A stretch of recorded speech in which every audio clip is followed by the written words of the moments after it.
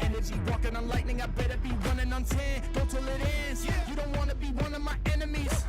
I'm cooking, I turn up the heat and everyone looking. They turning to see all the work that I put in, but I'm moving too fast, so they losing their footing. I run with the crew that's making the moves, get out of the way, we coming through. We got this, never stopping, and we won't lose, no we can't lose.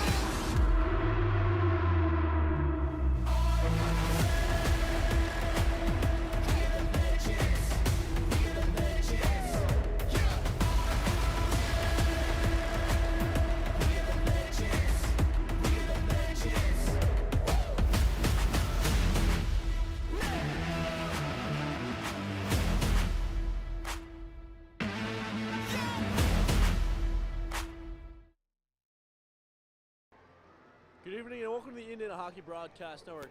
I'm Andrew Gus, joining you here live from Thunder Arena. Tonight the Hoosiers have to face off against the Trine Thunder. It should be a great game here tonight. It's the Trine Thunder's senior night. They're coming in at 18-6-2 on the year. The Hoosiers swept all 3 games last weekend. They improved to 17-10 on the year. So this is the final weekend of the regular season. We've got the T playoffs next weekend. This is a big weekend. They're going to have to definitely make sure that everything they can leave out there on the ice, they do so starting here tonight. So looking at Trine, in net tonight will be Joseph Ackley. He's 3-3-2 on the year with a 3.19 goals against average and a 0.905 save percentage. The Hoosiers have, who else but Sammy Billis going back in.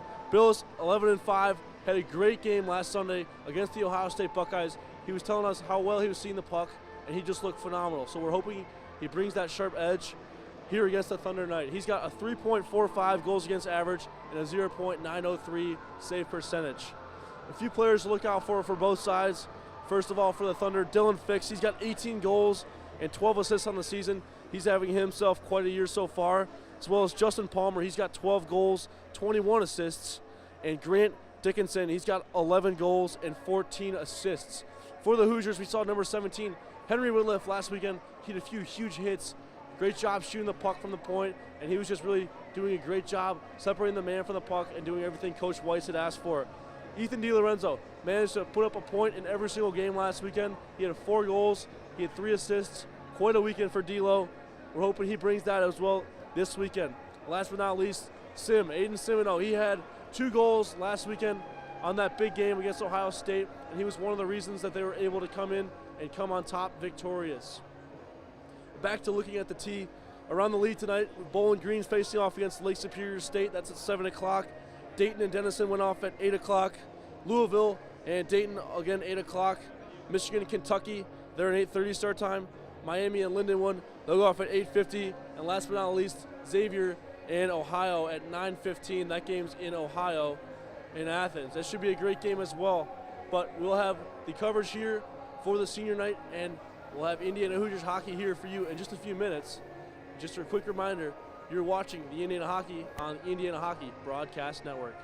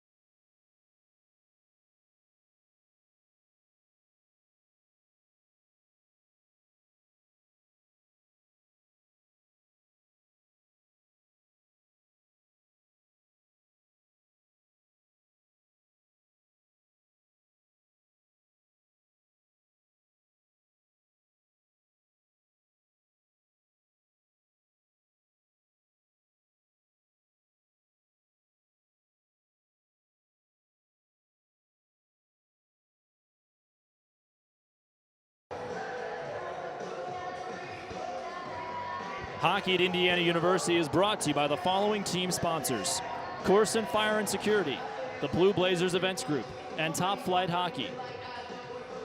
Two teams coming into this weekend with a 3-game win streak and a place, a very valuable place in the ACHA Regionals, very much in doubt. Here in Angola, Indiana, the home of the Thunder of Trine University. Alongside Garrett Drake, I'm Sam Weixler on the Indiana Hockey Broadcast Network. And the final regular season weekend of the year is upon us, Garrett. 2 games for Indiana, 1 against Trine, and then tomorrow evening it'll be against Indiana Tech. Both games will be the first meeting between the two sides in team history. Yeah, both teams seeing each other for the first time, as you touched on there. A big deal for both sides, and it's a big deal in the standings as well, Wex. Indiana really starting to hit their stride after a 3-game sweep last weekend. Last year, they were hot ever since Coach Weiss took over. Now, it took them a little bit of time to adjust this season, but they're finally looking like they're hitting their form. It has taken just a little bit for the chemistry of all 14 freshmen to kind of build and mesh together.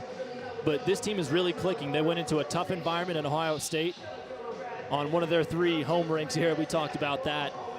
And they really showed why they are ranked so high in the Southeastern region.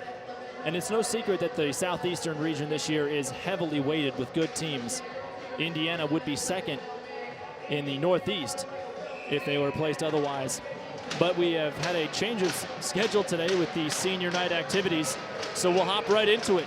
Indiana from right to left in your radio dial. Sammy Billis, the netminder in the cage. And the home team, the Thunder from Trine, in white sweaters and blue bottoms from left to right.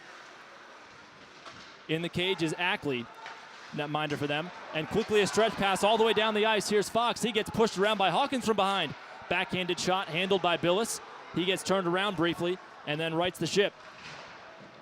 Sent into the trapezoid and into the near side corner where the scratches are banging on the glass. Hawkins 9-irons the puck all the way up to the red line, and it floats back down. Short change for Indiana, and we are just 30 seconds and change into this game. Breakaway on the far side. There's Koger again. He gets spun around and then cross-checks a red sweater just for good measure. Nice play by Williams, turning around and getting that puck away. Look out here, though. Kicked right in front. Billis watches D-men flick it with their steal again. McDonald rushing up the ice with family in attendance today. Stolen away and punched against the glass on the near side, where it's chopped at by Austin Williams. Williams, a heavy hitter who actually had a goal last weekend in Indiana's routing of the Ohio teams, Dayton Flyers on Friday and Saturday, and Ohio State on Sunday morning. The Ohio State game not as physical as the Dayton ones were, surprisingly. The Flyers like to throw a lot of bodies, and we saw it yesterday.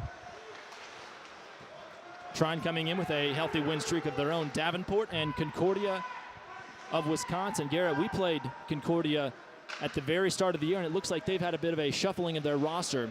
So a much tougher team now, as is reflected in their ranking. Absolutely. McKay chips it out of his own end, and it's flushed all the way to the far side by Whitliff. Poked out and then cleared along the blue line. Puck slides toward Jeffrey Ransom and up into the Indiana bench, where it will draw a whistle with 18 and change to go here in the first. Donuts and goose eggs up on the big board still.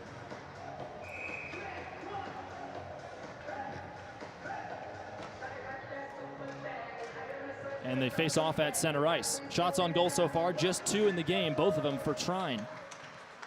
Ensuing face-off, controlled by the Thunder, and flung all the way around the windowsill from near side to far. Null guides it all the way out of the zone, but it doesn't clear the blue. Now Whitliff circles the wagons in his own zone, and it pops off the knee protector of Tyler Martin. Right in front, big dangle in front, a second chance. Billis makes one save. Martin had a golden opportunity, and then it was Bradley in on short. 17:30 to go here in the opening frame on Friday night. Beautiful venue for some exciting ACHA hockey. McKay pushes around, tries to tow his man around. Instead, it's dispossessed. Parks carries forward as both sides will get a partial change. Billis pops out of the cage and smacks it against the glass on the backside.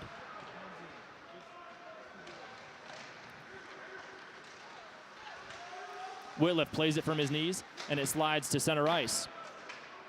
Easy stick save, ushered aside by Billis, and pitch and catch between the Indiana D-men. Stretch pass blocked by Angle in front of the scorer's table. And again, it's Indiana on their heels in their own defensive zone. Garrett, a lot of time for Indiana backed up right now. Yeah, they haven't even been able to get past neutral ice yet, really, in this one. See if they can get a stretch pass here. Miscommunication results in a loose puck in no man's land and getting banged against the boards of the captain, Angle. Easy shot, pushed aside by Billis. Hawkins goes for the body first and not the puck, and then Warner gets knocked aside. Slow roller into the trapezoid and pushed to the far boards by Warner again.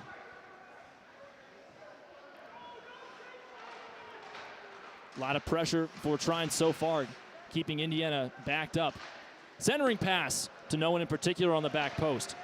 Recovered by Knapp and flung into the air and bouncing against the glass.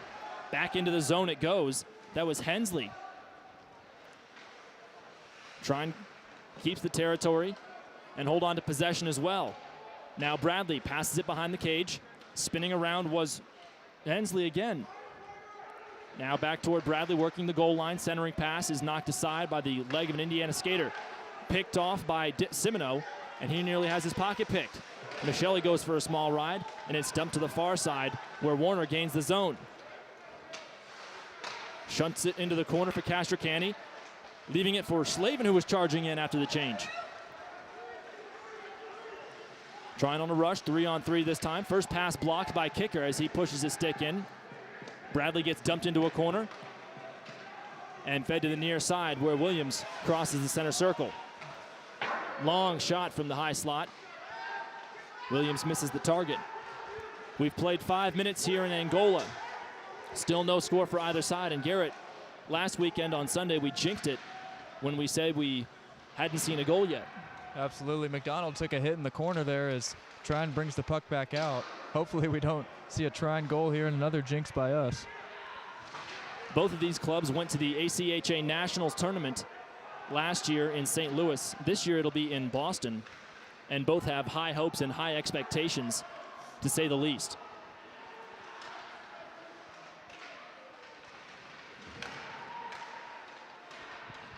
Still in the near side corner. Rugby scrum and a fierce battle as Castricani was on his backside trying to get away from it. And now swung back into the zone by Dresch. Indiana's done a good job collapsing on the puck early on. They just haven't really been able to keep Trine away from it and get out of the zone. Looks like Williams having a little bit of trouble skating as the puck slides quickly past the two benches and all the way to the far side of the sheet. Icing is called now by the linesman in front of us with 13:56 to go here in the opening frame.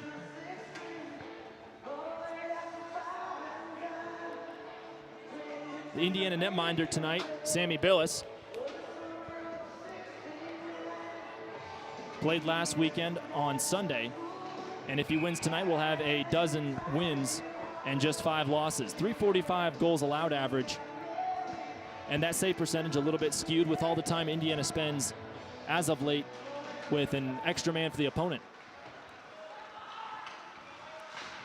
Indiana wins the draw, and it's chipped over the stick of McDonald where Whitliff collects the garbage.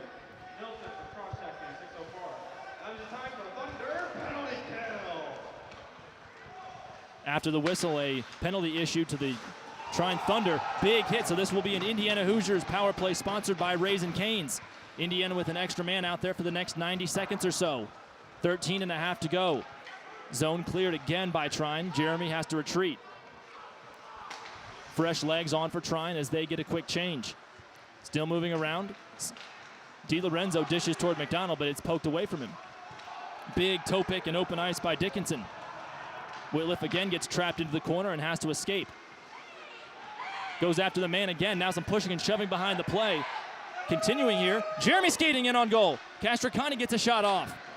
Trying to feed it toward the near side. Now Warner collects it and flings it with a short bounce.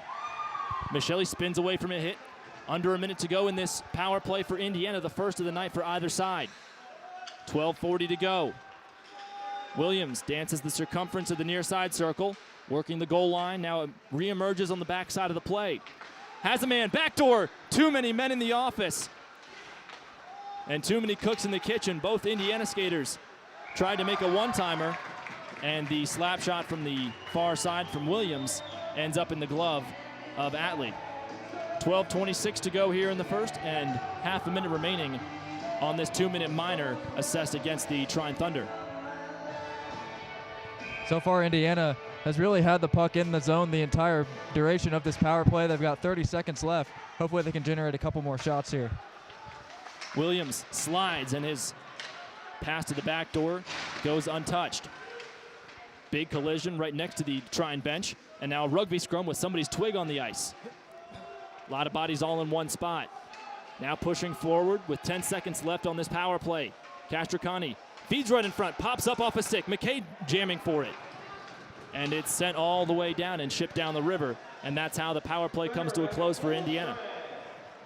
Yeah, they had a couple good looks down by the net. As you mentioned, Wex, they just had too many guys in one area. Williams tries to zigzag through rush hour traffic.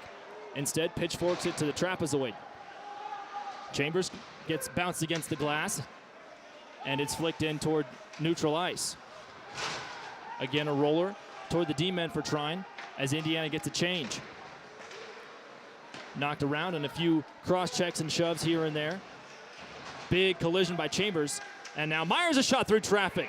Weird goalie screen as Nolan Dresch, the defenseman for the Trine Thunder, was standing in front of his netminder, made it a little hard to see. And Myers took a shot after he let that shot go. It was Dickinson closing him out, but he put that one on target, did Myers, so Indiana generating some early looks here. Trine with the slight edge and shots at 4-3. Face off to the stick side of Ackley.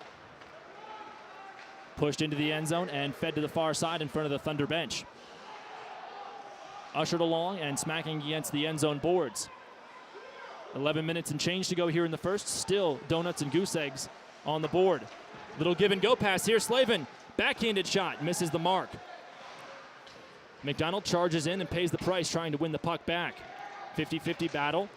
Freed momentarily, and then again pushed against the boards. Hawkins a long-range shot, pops up into the air right in front. Castricani charges in, and now it appears a hand pass may be called with 10 3/4 of a minute to go. Indiana generating some early looks here. They got that one really close. The deflection went high up into the air, and Trine was able to grab it out of harm's way, but they did take the hand pass in the process. So the draw controlled by the Thunder in their own D zone. Knocked along, Jeremy tries to dig in now as Kissel moves in as well. All the Indiana forwards inside a matchbox, under a blanket, whatever reference you like to use, Garrett. Juan back, a quick snapper over toward DiLorenzo. He gains the zone and flops it toward Ackley, who unceremoniously catches it and brings the clock to a standstill. And now we've got some hands being thrown on the far side. Kissel getting into it with a Trine skater, looks to be Chancellor Koger. Well, we know this Indiana team's not going to back down from anybody when they try to ramp up the physicality. We've seen it all season long. And right there, they lose that face-off. Trine's doing a good job winning possessions in their own zone so far. McKay circling back and then pushes it forward. Off the glass and toward Null before he misplays it. And it's scooped up by a quick Lejac.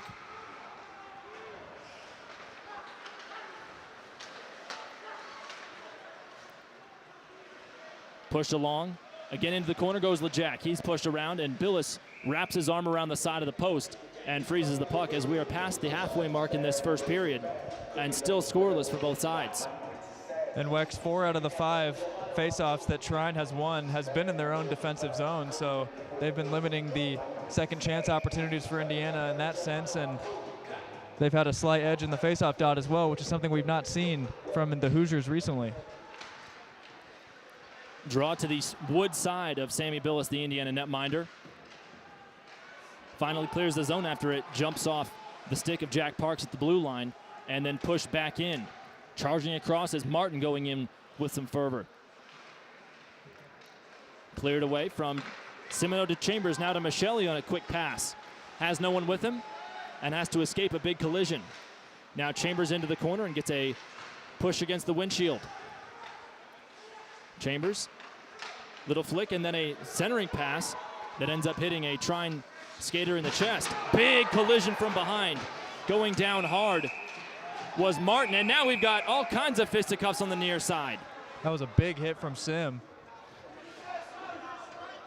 Tyler Martin took the brunt of that hit, as you mentioned, and it looked like it was pretty close to sending his head straight into the blue barrier along the lines there. Fortunately, it appears to be all right. We saw a collision of that ilk last weekend when Indiana traveled to Dayton, Ohio, and against the Flyers.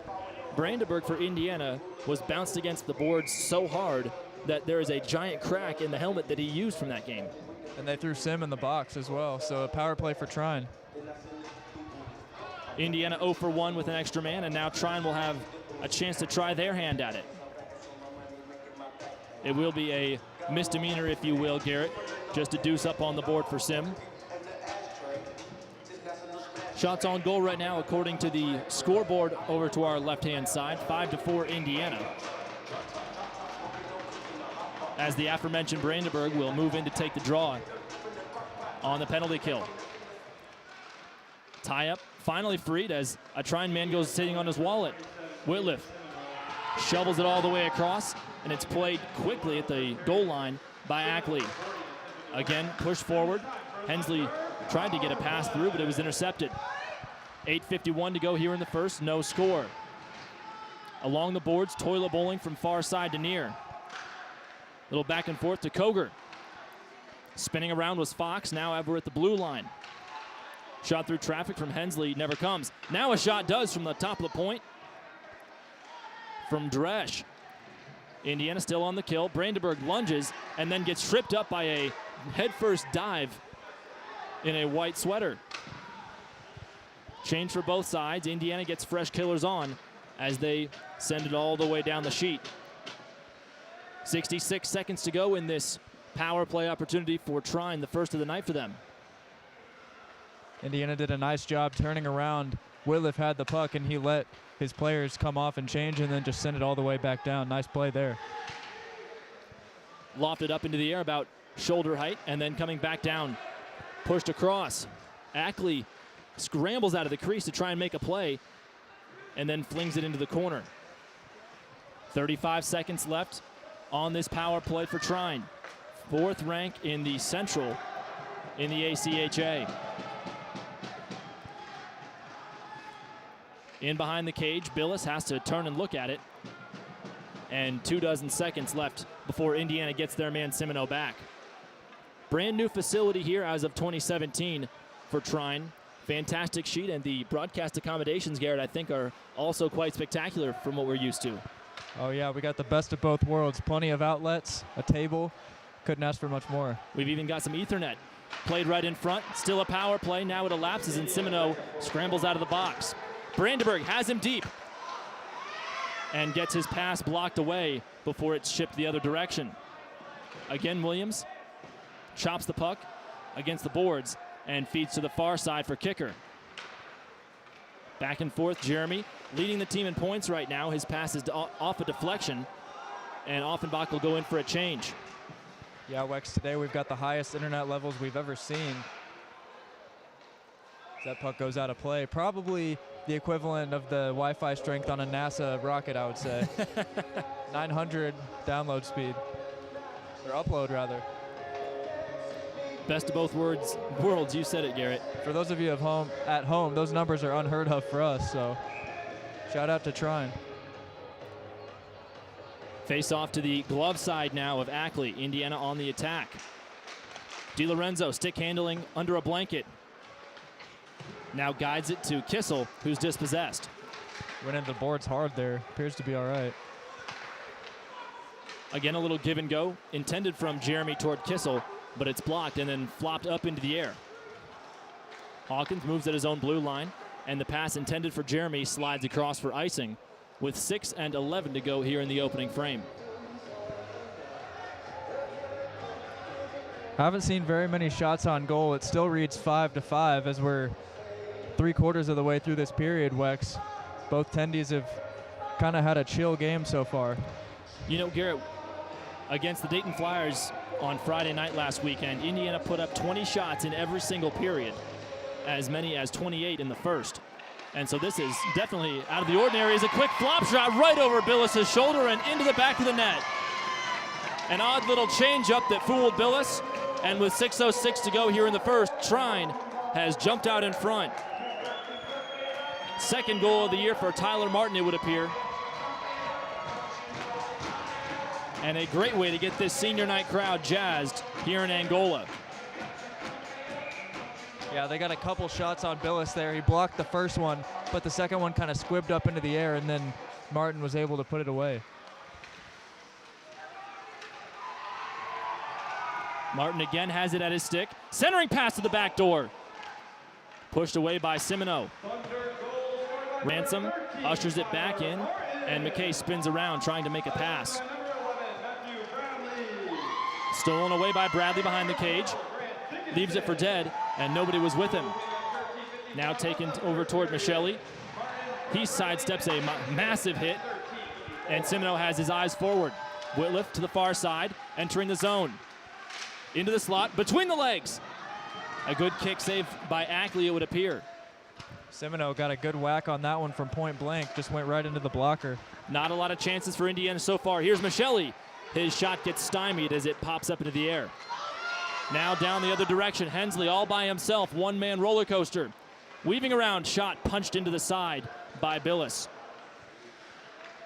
Castricani lets it go. Right in front, Billis has to stand his ground and hug that post. We've played 15 minutes even. 1-0 the score. Simoneau has himself a breakaway. One man pushing him around. Gets dragged down and the whistle's been blown. Garrett, we could see a penalty shot.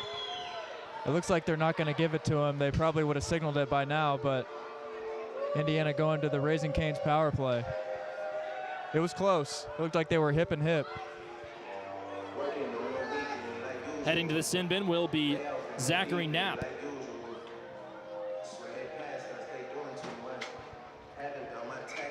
So Indiana 0 for 1 so far on the power play. And Trine, although they have scored so far, it was an even strength goal. Shots on goal 10-6 as of now. 4:45 to go, and Indiana back on the Raising Cane's power play. Last power play for Indiana, Garrett, it looked like they didn't get nearly as many shots on goal during that possession. Shorthanded shot coming from the Thunder. Very aggressive out in front. Now cutting back and forth furiously is Fox. Pass to the D-men and sent all the way across. Billis a little bit of a save as there are 4:20 left to go in the first. Not the ideal power play for Indiana so far. Helicopters back down toward McDonald. Quick pass to the backside, the width of the attacking zone. And again sent across the sheet. Indiana not able to enter very easily.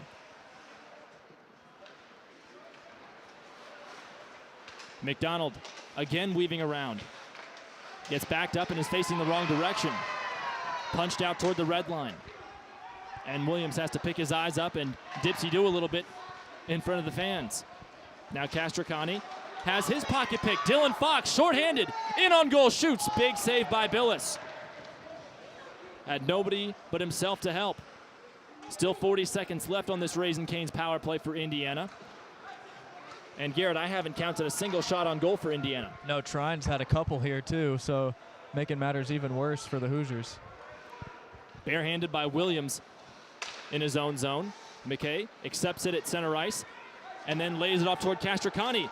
His shot doesn't hit the target. Kept in the zone by McKay, and then he has to seat it on the windowsill and back onto the ice. Castricani has Simoneau with him. Through the slot, weaving. Slow roller of a shot. Easily handled and pushed aside by Ackley. 5 seconds left in this power play, and it's flung high into the air where Billis will move over to collect it. And popping out of the box and racing over to the far side is Zachary Knapp. So Indiana 0 for 2 on the power plays now as Myers tries to get a pass forward, but it's blocked. a lot of blocked passes, stepping in the passing lane, keeping their stick on the ice for Trine right now. Absolutely, they're doing a great job filling the lanes, as you mentioned. Indiana going to have to try going more side to side. They're trying to move up the ice with a lot of these passes, but Trine is just covering them like a safety would in football so far. They're all over the place. Before we got set up here in the broadcast position, there was a women's game, a women's hockey for Trine against St. Norbert. And Garrett, talking to the assistant coaches for Trine during the pregame, they said that the ice does get pretty chopped up whenever the men and women play their NCAA games. But right now, the women are short about half their roster after some recruiting things went on, and they've only got 2 full lines. Pushed around, centering pass. Big save by Billis. Ripper from Bradley goes up and out of play. 2:04 to go here in the first. And Garrett, it was odd seeing a bench that empty and that much space to roam around and stretch their legs for an NCAA team. Yeah, I was just about to mention that the Trine bench probably had about half the people as the opponent, and you just look side by side. It was an easy comparison to notice. Stuck out like a sore thumb, but it was a fun game to watch and a nice predecessor to this one. After the draw, chipped up off the glass and rolls through the trapezoid. McKay, little spinorama in his own zone. Pushed along to Slavin. He chops at it, and right in front of the Indiana bench, Castricani gains possession again. Big hit. Whitliff tries to line a man up. That was Lima. Again, Indiana back on their heels in their own zone. Errant pass, pushed aside, and then a save by Billis to top it off. 90 seconds left here in this first period. Indiana getting outshot by a wide margin, 14-6, according to the giant board over to our far side. Here we go. Indiana trying to get a rush going. Castricani gets hit in the shoulder, and it's entered into the zone by Slavin. He immediately cedes possession, as Indiana gets a change. Looks like some miscommunication and bad passing still. Slavin ducked a potential big hit from Dylan Fox. Look there. It looked like he had him lined up. Big reverse hit. Left on for Chambers, and he goes head first and immediately holds onto his head. He went straight into the glass from behind, and that will be a whistle with exactly 60 ticks left in this frame. Scary collision out in front, Garrett. Yeah, that one was head first, and it's going to send Braden Piper to the box. Chambers slow to get up, but he's able to skate over to the bench. We could be looking at a nickel. We'll have to see how it's scored. Like it's going to be a 2-minute boarding here.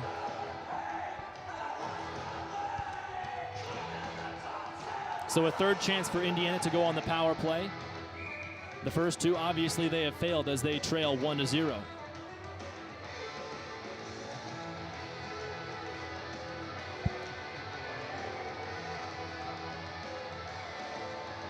Third power play of the period for Indiana. So far, they haven't been able to generate much on them. Hoosiers control the draw in their attacking zone. Pass to the far side. Simino finds Warner with some space. Quickly gets collapsed upon, and then McKay has to fish it out of the trapezoid. Scooped up and gathered in toward himself by Ackley. 1:47 left on the power play for Indiana, and some pushing and shoving after the whistle again.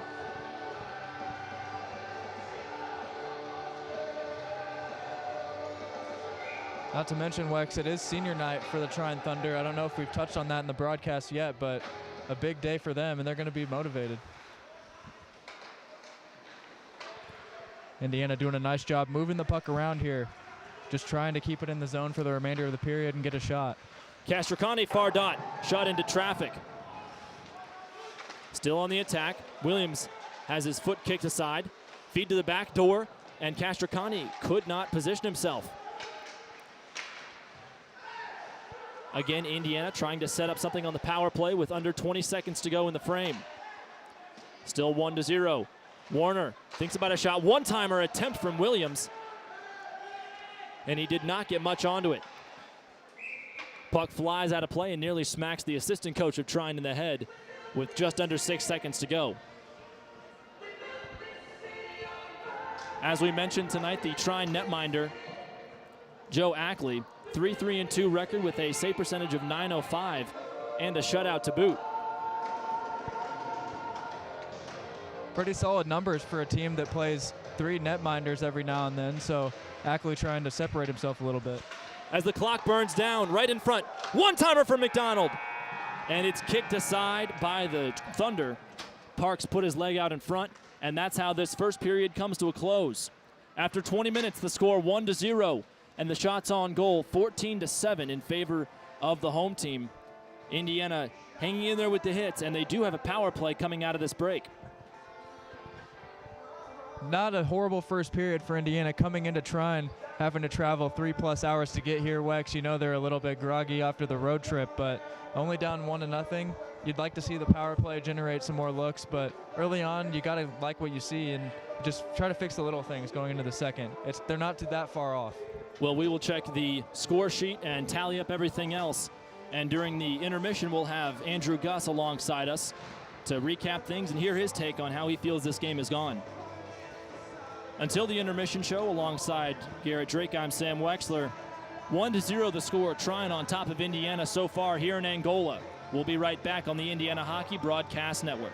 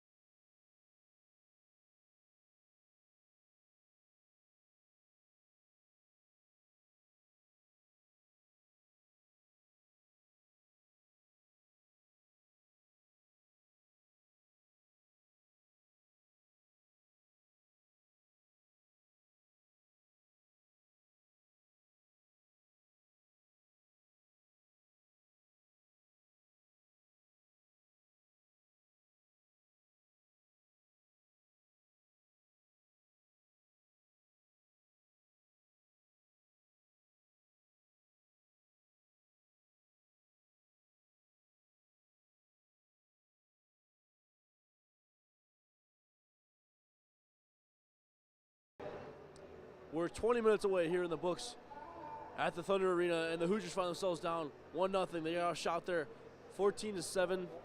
They ended up out-hitting Trine 6-5, and the face-offs were almost even, 9 out of 17 and 8 out of 17. The Hoosiers leading that as well. Definitely a slower start to the game. I mean, we did get off the 3.5-hour bus trip. That's no excuse, though. So hopefully these guys come out here in the second period, capitalize a little more. 3 opportunities so far on the power play, and really no really good opportunities. There's a few decent shots, but all in all, the Hoosiers really just never set up the offense or got down low on those power play advantages there. And that's the time that if Coach Weiss wants them to take advantage, and they've been working on the power play. The numbers have just not been great this year. So hopefully we can find a way to get out there. They've got a little bit under a minute left to start off the period. They'll be up a man, so we'll see if maybe they can go in the dressing room and find a way to make some adjustments there. Again, as we said, Billis had a great job there. He faced 14 shots, 13 saves so far, so that's a good start for Sammy B, of course. But we got to make sure that we're putting more shots and peppering Trine as well, trying to get in their offensive zone. Not the best forecheck either. So just, again, all in all, not the best period for the Hoosiers, but luckily they've got 40 minutes left here to go, and we'll see if they can get anything done. And just, we're going to be setting up a GoFundMe account here in the next few weeks, hopefully trying to get a little bit of money, if possible, to try to keep this Indiana Broadcast Network going as high quality as we have so far this year, as next year might not have the same amount of equipment or materials that we have now. So any funds will be very much appreciative, and hopefully if you can help us out, we'd really appreciate that, and hopefully we can bring you the best broadcast possible. I'll send it back up to Sam Weixler and Garrett Drake for period 2. We've got 40 minutes left here on the Indiana Hockey Broadcast Network.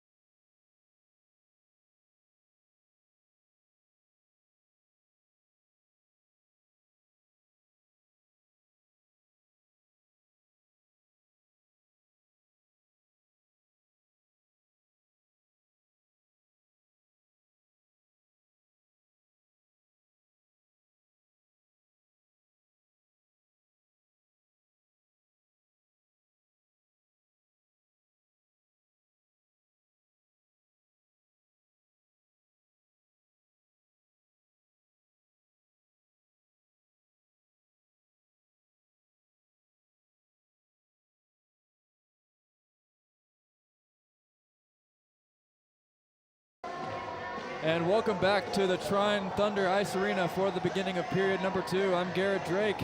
And as we get started, we're going to take a look at the head coaches for both sides. Starting out, the man leading the Trine Thunder. As you see him on the bench there, Kyle Williams, in his 3rd campaign leading this squad.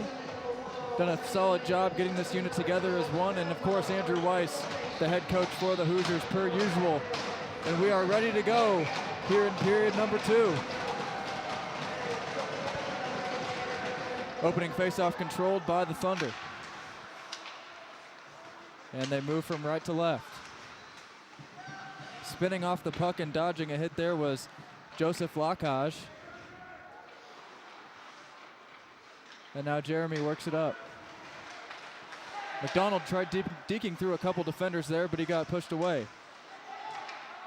Now a flick all the way down the ice.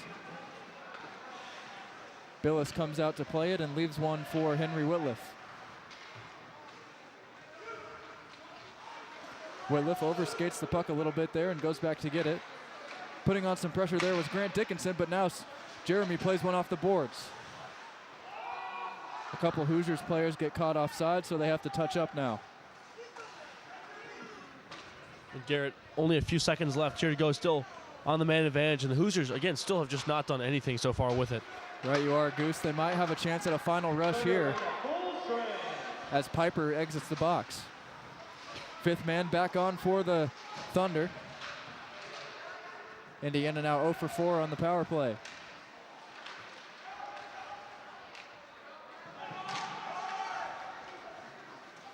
Hawkins skates all the way down and slaps that one off the boards, taken by Slavin. He backhands one into the Trine zone that's taken there by a Thunder player. And now with the puck, Matthew Bradley flings that one all the way down, blocked away by Billis. McDonald works his way down, gets pushed off of it. And now the puck squirts back out to center ice. Jack Hawkins playing it up to Tommy McDonald. They gain the zone. McDonald slaps one blocked off of Hawkins, and goes behind the net.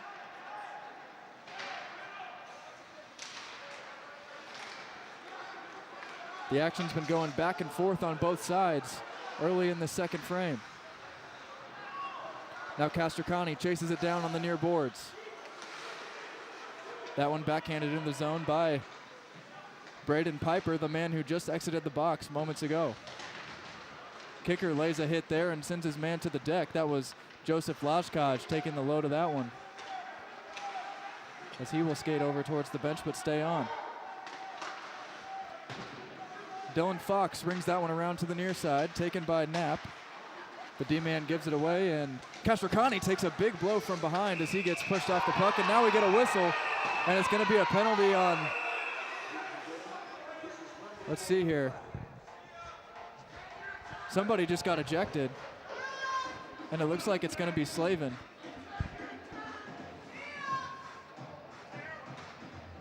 Maybe not.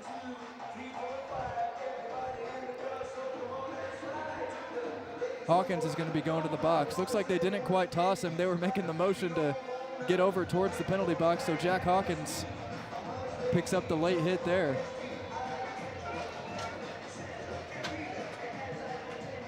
So Hawkins will go down for 2, and Indiana will be forced to kill.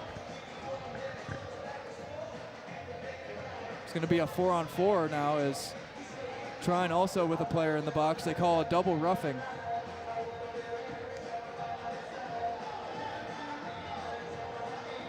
Couldn't quite see the number of the Trine player who headed down in there. Looks like it's going to be number 9, Dylan Fox. So Fox and Hawkins in the box for their respective teams, and Goose, it's time to space it out.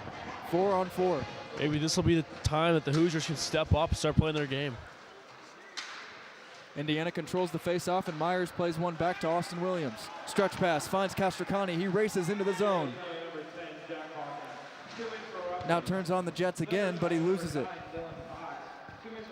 Now Castricani skates towards center. Williams plays one off the glass. And Trine able to clear, and taking a big hit as he does is Zachary Knapp. Billis slaps that one back into the neutral zone. and Knapp sends it right back to him. 16:45 to go in period number 2. Trine still leading 1-0, 4-on-4. Simino finds Castracani. It's a 3-on-2 if they can hurry up. Castracani shoots one, and it's blocked away with the waffle board.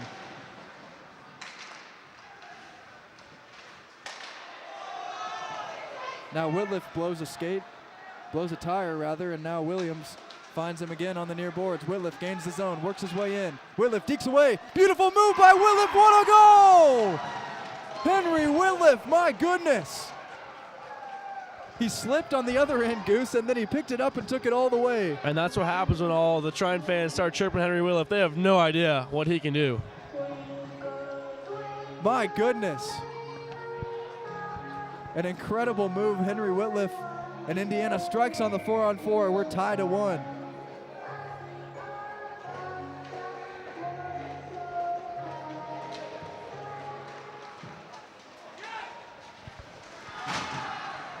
And Whitliff lays a hit right there. He actually hit Yuli Lima into his own man, Jeremy, and it looks like Jeremy might be hurt. He's slow to get up. Jeremy looked like he got his legs taken out after the hit by Whitliff. And he'll skate over to the bench. Appears to be all right, however. Yeah, he's a tough one. Don't worry about germs.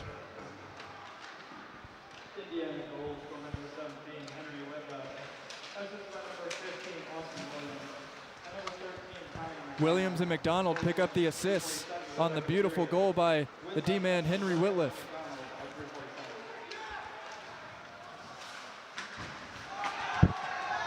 Chambers gets pushed into the boards again there in a similar spot where he took that big hit to the head, Goose. And now here comes Matt McKay. He's got Michelli all the way to his left. McKay centers that one, but it goes out of reach, and Williams forced to get it in the neutral zone.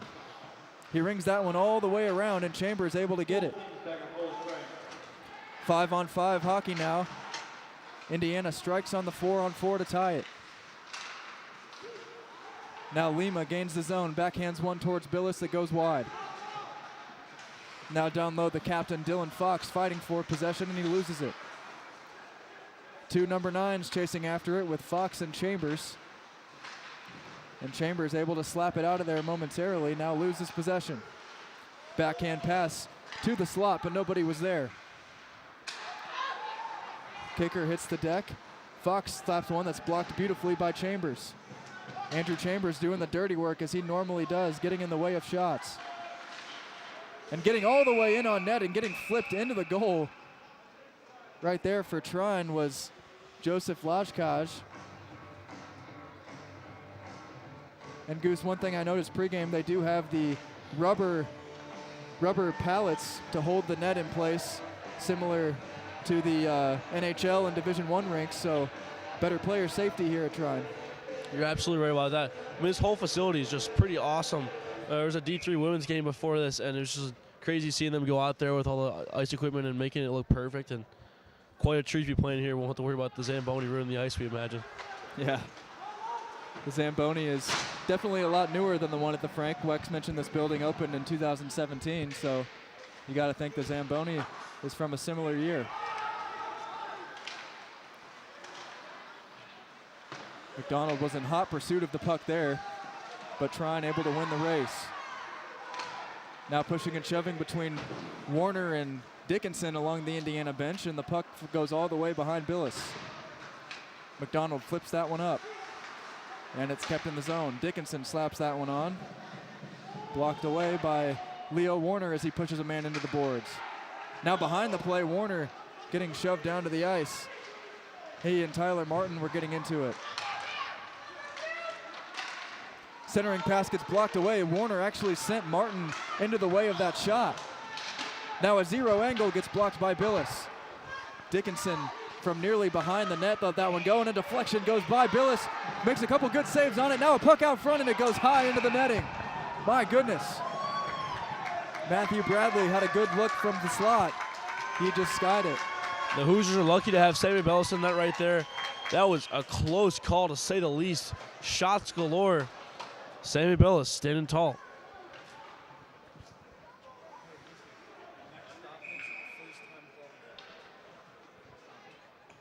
this next stoppage.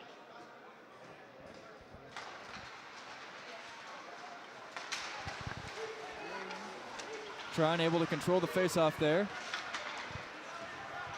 And now a hip check sent on and getting dragged down from behind is Whitliff.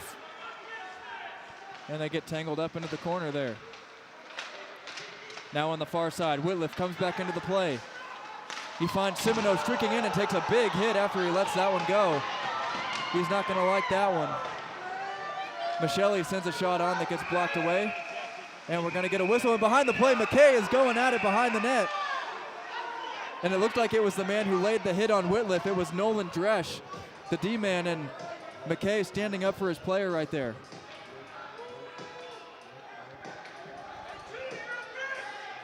And you got to think McKay and Dresch are going to be heading to the box here.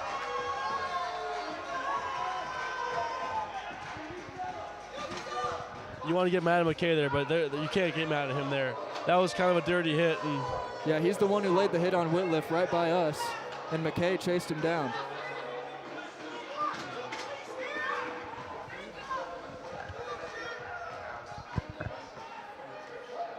So McKay and Dresch head to the box now. And you got to think we'll get a 4-on-4 again.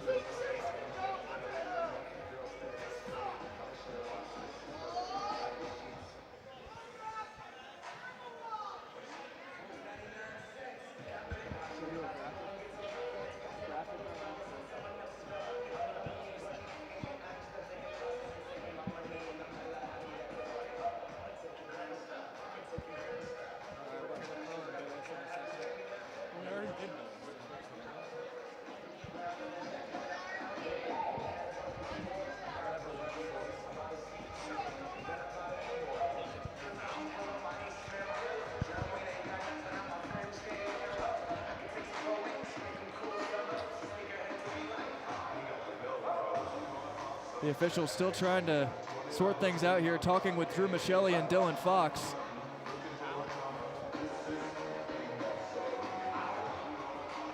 As we get a break in the action here, we're gonna pan over and take a look at the Indiana netminder, Sammy Billis. So far, Goose, he's faced 16 shots and he's saved 15 of them, coming in with an 11-5 record, a 3.45 goals allowed average, and a save percentage just above 90. So he's been a brick wall for Indiana, just as he was last year, and hoping to carry this team into another deep playoff run.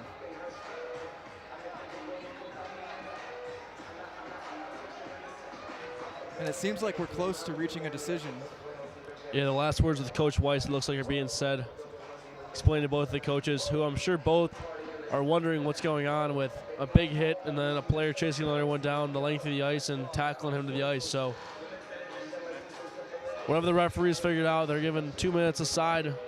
McKay will sit for 2. Dresch will sit for 2. 4-on-4 for 2 minutes.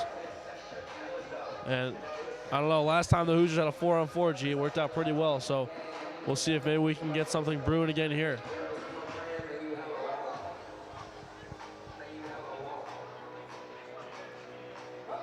Both players appear to be pretty tame in the box. They're going to leave it out on the ice, it appears, and a lot of discussion going on between the assistant coach for Trine and the officials. Maybe they thought McKay deserved a little more, but it was retaliation for a big hit.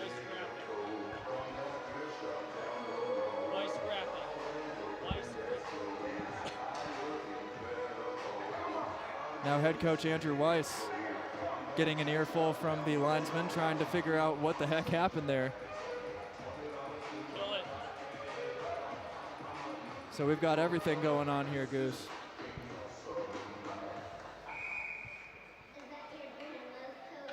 And it looks like finally we're ready to resume hockey.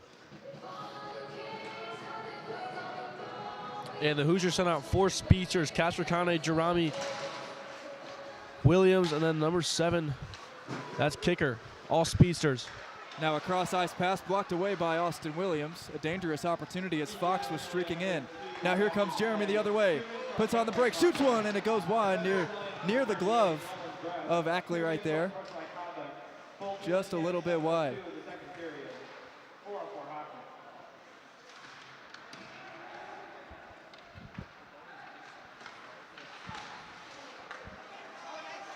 Kicker from center ice sends that one all the way back down, and Indiana will get a couple changes. Ethan DiLorenzo checks in for the Hoosiers. That one rung off the near boards and finds the stick of DiLorenzo. He's got Chambers with him. D'Lo shoots and it's blocked away. As dropping down to a knee right there was Owen Engel. And now here come the Thunder. DiLorenzo with a couple nice pokes there to win the puck, and now Chambers has it. Kicker's gonna play that one to himself and win the race behind the net to get it. He takes a big hit as he lets it go. Finally able to get up. 43 seconds remaining on the penalties, as going down on all fours was Andrew Chambers. Now here comes Ray Myers into the zone. Cross ice pass, Williams whiffs on the one-timer. DiLorenzo drops it off to him, and they're gonna be able to keep the puck in. Williams has it poked away, and now they're gonna have to hurry up and get back. Matthew Bradley in on Billis, and a big save made by Sammy. And crashing into the net there was Austin Williams. And not much action brewing so far this period, as we said. The Hoosiers leading the shot department 4-3. They're also getting out hit 7-5. So there's action, but not a ton, G. There's been a pretty hitting full game too. I mean, all those hits that have been thrown this period, it's not just the bumps along the boards. They've been some big hits. So I'm sure both of the guys on, or all the guys on both teams tomorrow morning will wake up with some bumps and bruises for sure. Indiana will take on Indiana Tech at 7 p.m. tomorrow on the Indiana Hockey Broadcast Network from Fort Wayne.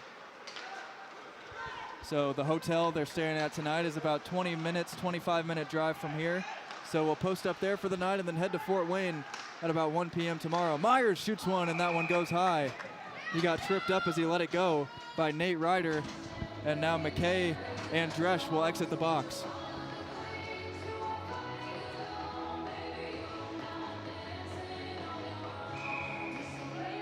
Nearing the halfway point of the second period here, Garrett Drake alongside Andrew Gus. And as we line this one up, Trine with a slight advantage in the faceoff category. Indiana has had success in the opponent's zone, however. Thunder able to win that one. And here they come. Piper gets in. He goes all the way, and that one blocked by Billis. Another save for Sammy. Now McDonald plays it off the boards to himself. He gets all the way down. A cross pass looking for Slavin gets knocked away. Now Piper back the other way. Slavin gets tripped up by a defender and loses his stick momentarily. Now a Trine player without his stick as Lashkaj has a vicious shot and goal! Nick Castracani has given the Hoosiers the lead. He takes it coast to coast and puts it in on the far side. That was bar in, left bar. That thing twinkled all the way around and found the back. That was sweet, G. Joseph Lashkaj was heading to the bench without a stick. Indiana had 5 skaters on 4 going back the other way, and Nick Castracani puts it away. The Hoosiers with a 2-1 lead.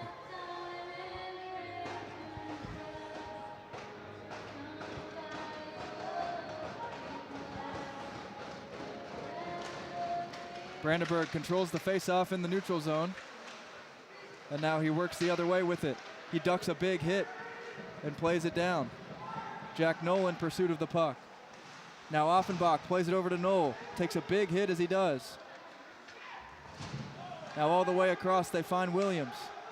Williams lets one go. It's blocked away by Brandenburg out front. Puck still loose, and it's finally covered by Ackley.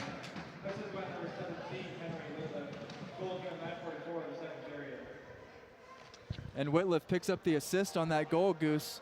Already the second point for the big D-man from Minnesota, Henry Whitliff. One of the players to watch out for in the pregame show, and he's definitely lived up to the standards, that's for sure.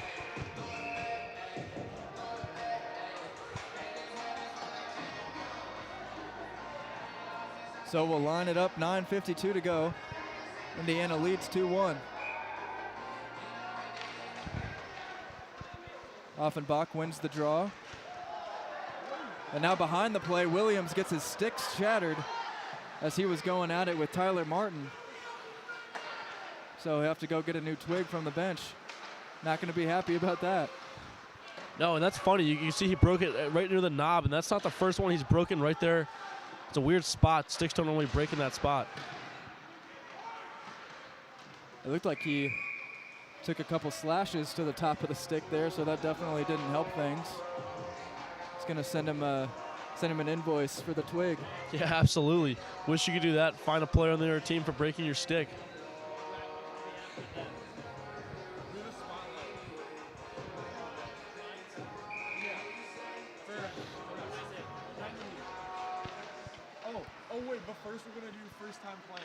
Myers streaking in. That one gets on net and it's blockered away. A backhander and glove down. Scramble for the puck and it's covered by Ackley. Chambers had a whack at it and Ackley scooped it with the glove. The puck was still loose, but he was able to pounce on it. As we get a break in the action here, it feels like the first Trine, Goose. This is the first time that the Trine Thunder have taken on the Indiana Hoosiers in the history of both of these programs. Of course, Trine was established in 2017, so not a big sample size, but still an important first meeting here. Yeah, first time, and definitely seems like it could be another time. Both teams went to Nationals last year, and very great matchup if you ask me. 9 minutes to go. Trine gains the zone, cross ice pass. Working his way in and getting pushed off the puck was William Nilsson. Now Myers runs into a body, still skating towards it on all fours. Simino lays a hit and now Myers gains the zone. Big hit by Sim behind the net. And Myers keeps it in. He tried going down low for Simino, just out of his reach. Now Myers on the near side, that one blocked away. He fans on that pass and it's deflected off the glass back to Jack Hawkins. Here comes Hawkins. That one blocked away. Kissel whacks at that one and it's cleared out. A nice play there made by Jeffrey Ransom.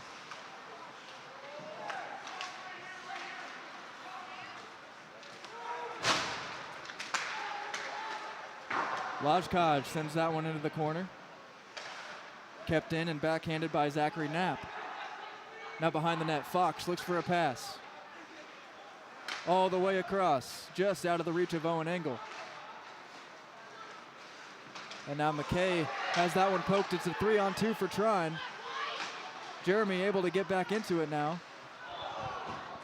Indiana dodges a bullet there. Nice block by Jeremy. Loose puck finds DiLorenzo momentarily, and now finally the D-man Whitliff controls. That one gloved down, and we're going to get a hand pass on Knapp here, so we'll line it up in the neutral zone.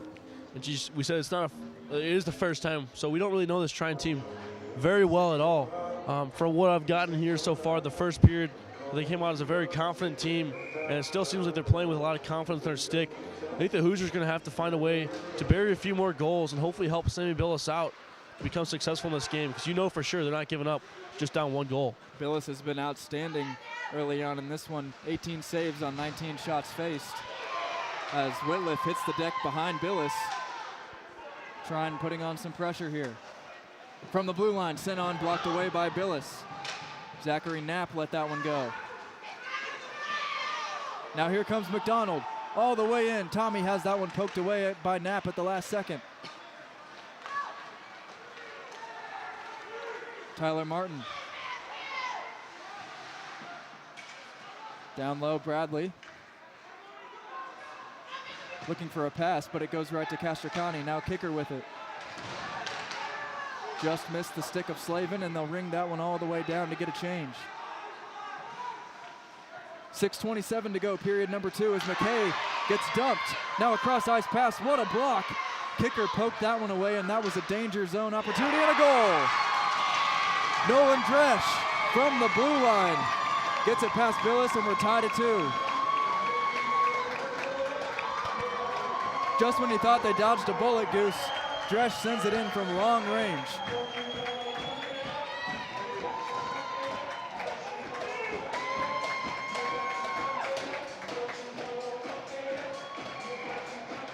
So with 6:18 to go, Trine has tied things up here in the second period.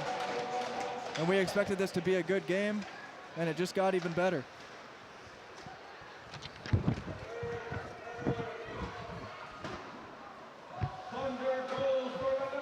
On the far side, Hensley sends that one down to the other side. William Nilsson picks up the assist on the goal, along with Hensley.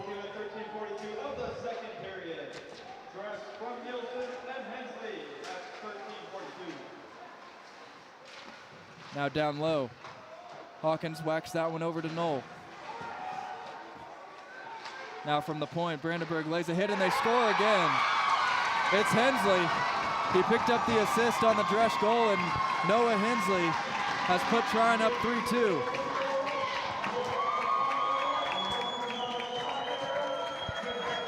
Not the ideal sequence for the Hoosiers, as they cough up a 1-goal lead and now trail by 1.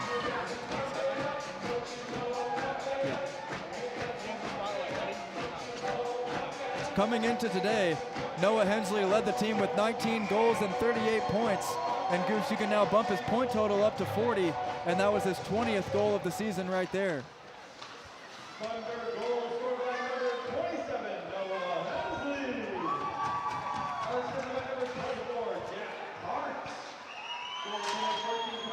Again, that shot gets all the way to Billis. Indiana getting a little lackadaisical with the puck in their own zone here.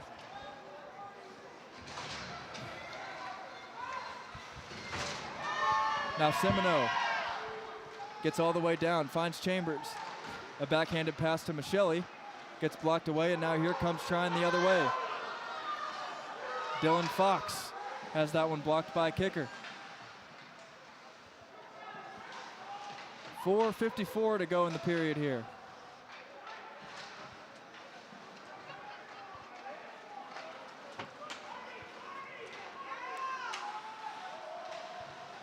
Trine really dominating possession time right now. Dickinson loses possession. Now Chambers finds Semino. Sim gets all the way down, shoots one, and it's blocked away.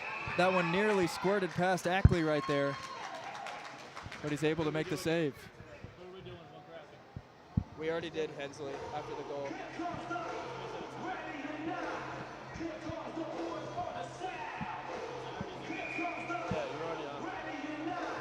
He was at the bench.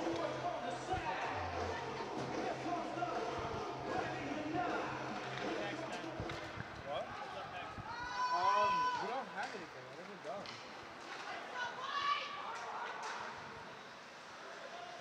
Oh. Myers chases that one down, and now coming back out from behind the net is Braden Piper. Now a shot sent on that goes wide, hits off the back of the net. It was on top momentarily.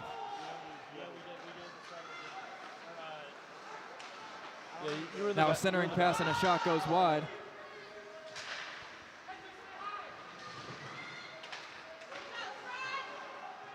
Jack Kissel finds Myers. DiLorenzo tried kicking it to himself, but he loses it. 3:40 remaining in the second.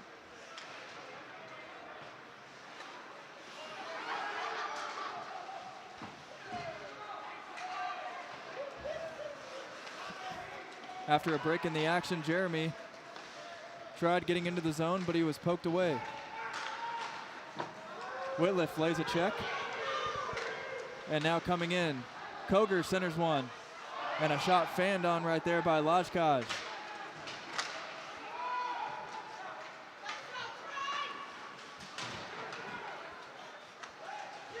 DiLorenzo lays a hit, and he's able to gain possession. 3 minutes to go in this one. In the second frame, rather, Trine with 2 quick goals now leading 3-2. This one's going to be an icing against Trine. So the Hoosiers with an offensive zone draw here.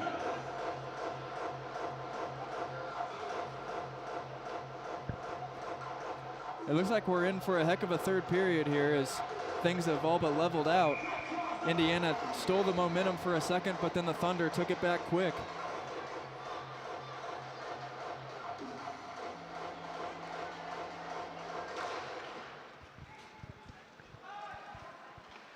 They're able to win the face-off in the defensive zone. That one goes high off the boards and taken in by Hawkins. Now spinning around, Hawkins dumps it in. Castracani in pursuit, but he's going to lose the race to Dresch. 2.5 to go in the second.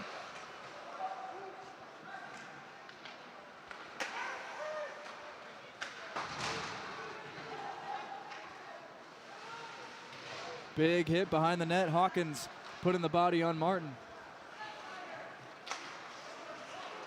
And now Slavin works his way in. Leaves it off.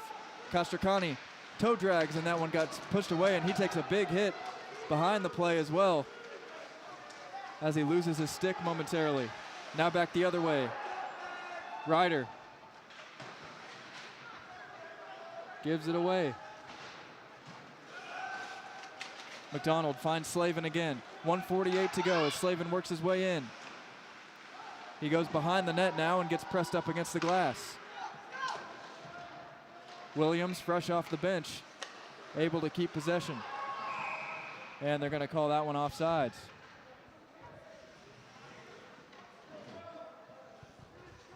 The physicality continues, G. Already double-digit hits on both sides in the period, 11 for Indiana and 10 for Trine.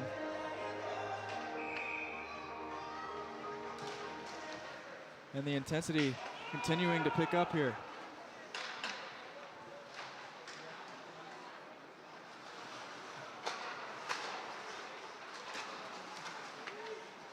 Chambers backhands that one, but it's taken in by Dresch, and he just whacks it into the far corner. 1:15 to go in the second.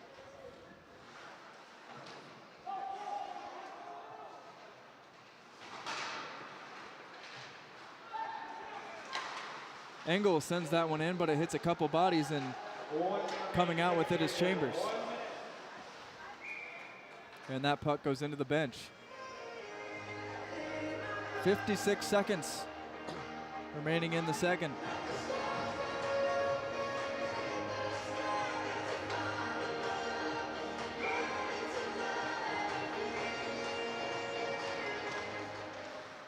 Chambers wins the draw, and that one goes all the way down, and it's going to be an icing against IU.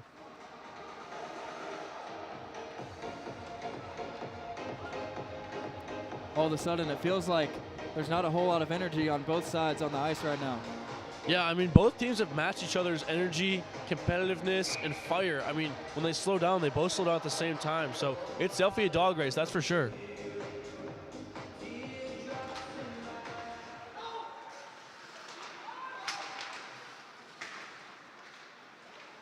Centering pass knocked away by Chambers. And now Chambers goes down on all fours. His body's hit the deck, and Indiana comes out with it. Williams lays a check, and the puck finds the neutral zone. 28 seconds remaining in the second frame.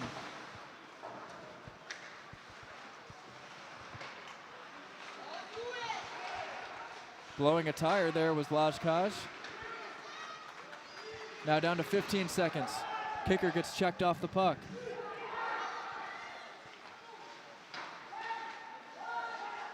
Six seconds, 5, 4. Puck's stuck in the corner now, and that's going to do it for the second period. Indiana grabbed a 2-1 lead, but then as quick as thunder, Trine took it back with 2 straight goals, and they're going to have a 3-2 lead heading into the final period of regulation. Goose is going to have the intermission report in just a moment, so don't go anywhere. You've been watching Indiana Hockey on the Indiana Hockey Broadcast Network.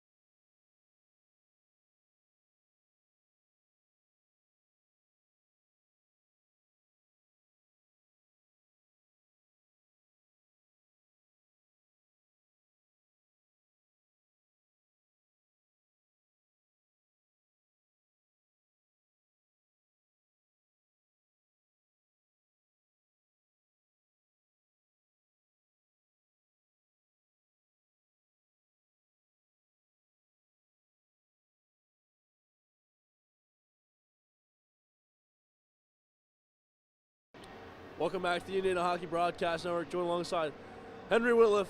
Whitliff, absolutely disgusting move there. Way to finish the goal there. You got the assist. Great start to the game. How are you feeling so far? How are the legs moving? They're feeling pretty good after the long bus ride. Me and Ty Hogan were playing a little poker. That always gets me going. And a nice pass by Austin Williams and just put the puck home.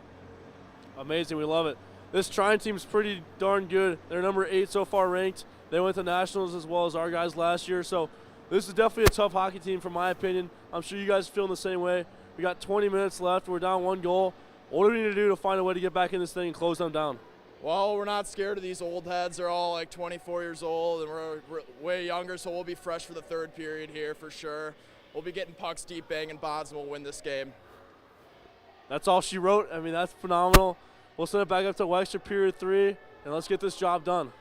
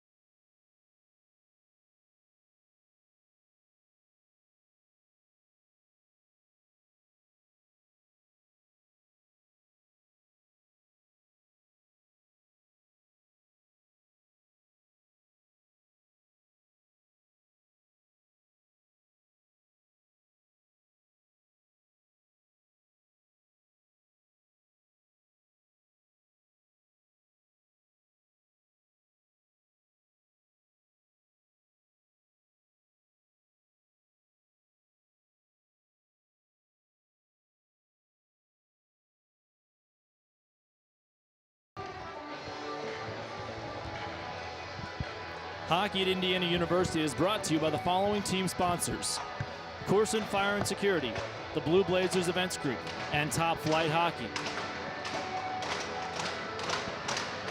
After 40 minutes of play, it's the Trine Thunder on top against the Indiana Hoosiers. Back here on the Indiana Hockey Broadcast Network, Wex and GD with you. Garrett, a lot happened in those first two periods.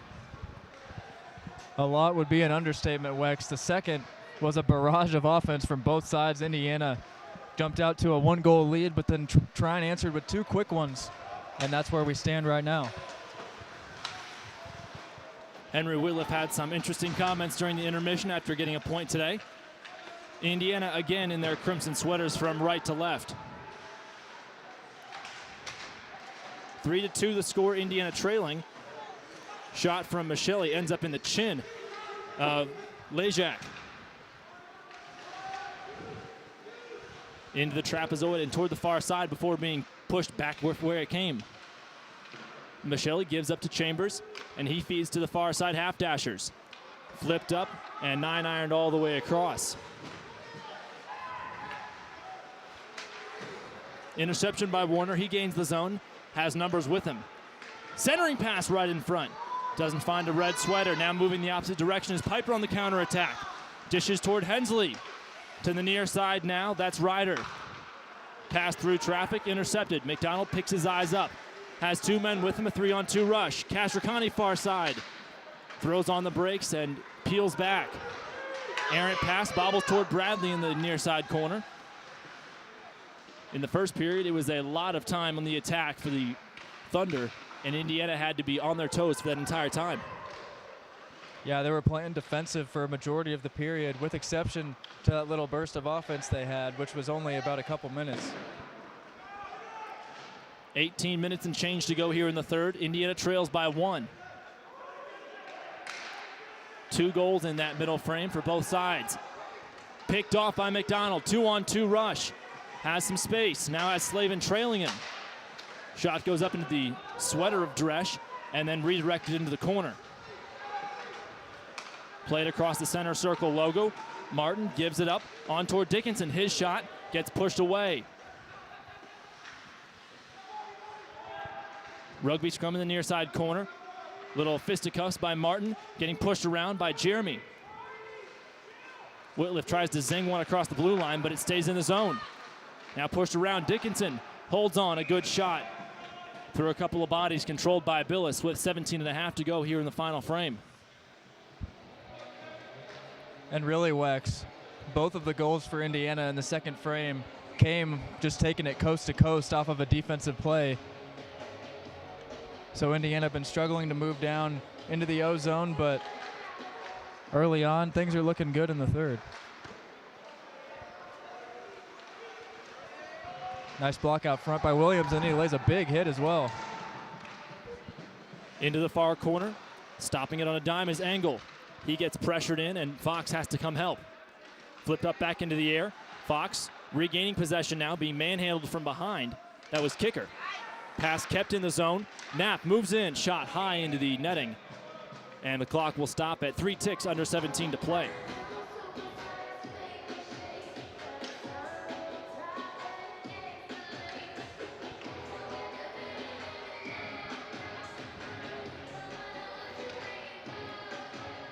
Shots on goal right now, 24-15 in favor of Trine. Garrett, we talked about this in the first period. Indiana normally gets 40 to 50 shots a game, and right now at 15 through 40 minutes plus. Yet to register one here in the third as well, Wex, so they're going to have to step it up. Kept in the zone, and then whisked back toward the near side. Roulette wheel, and then a chop play. Results in McKay retreating and trying to outflank the man pushing him around. That was Lima. Now Chambers sauces one into the slot, and a lazy pass scooped up by Engel. Cleared from the zone and poked at by Michele before a skating Nilsson goes down hard. Long stretch pass, 2-liner, doesn't hit the intended target. Semino couldn't lunge around and kick it back to himself. Sits up on the windowsill and to the far side. Centering pass right in front, chopped at. McKay had a little deflection on it. Again, sent through the middle. And now a 3-on-2 rush. Whitliff has men trailing. Toe drag to the far side. Goes backhand. Good save on the near side. And another one right in front. Chopped at, scores! A broken play results in an Indiana goal. We're tied at 3 apiece with 15:49 to go, and the Whit Dog has another one up on the board. The man of the hour, Wex. He picks up his 3rd point of the game, 2 goals and an assist for big number 17.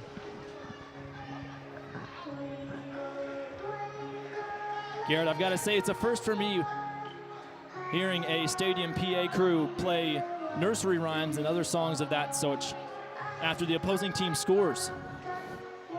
Yeah, it is rather peculiar. As a soothing, calming influence, I think.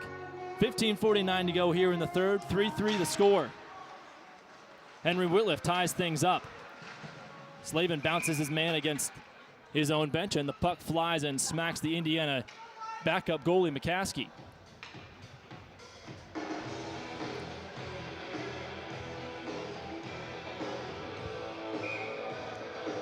Multiple guys on both teams now have a multi-point night, Garrett. Everybody's getting in on the action and having a second helping.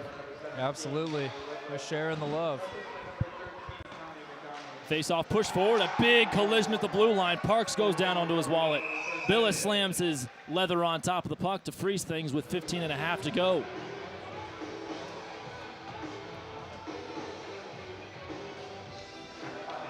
Whitliff with the first and the third goal today for Indiana. T-Mac picks up his 2nd assist of the game as well, both on the Whitliff goals. Hensley also has his fair share of points tonight. The ensuing draw to the paddle side of Sammy Billis, the Indiana netminder, controlled by the Thunder. Back to the near side now. Centering pass is pushed aside thanks to Chambers going down on all 4s. Now Michelli brushes it aside and rolls it the length of the ice, where icing will be called.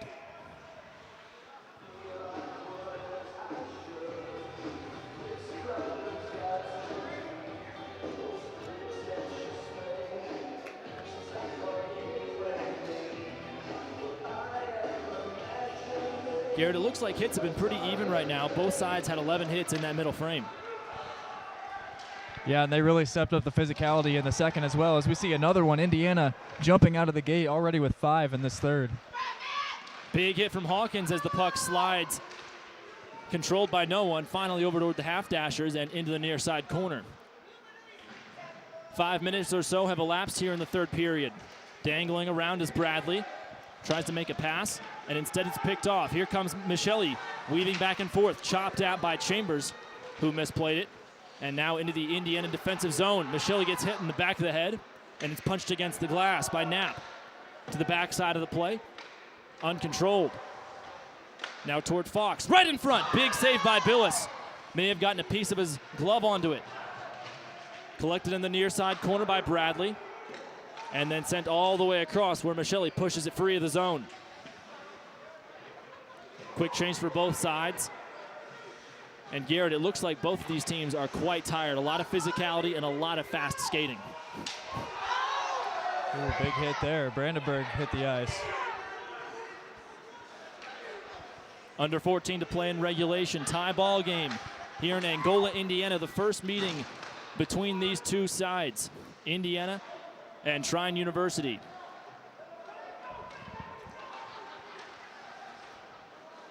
Against the far boards, Brandenburg turns around in the corner and tries to get himself out. Wobbling puck, squirts over toward the center circle logo, and it's moved forward by Brandenburg. He has a man shadowing him, but no one on the backside of the play. Kept in the zone as Jeremy races across to keep it there.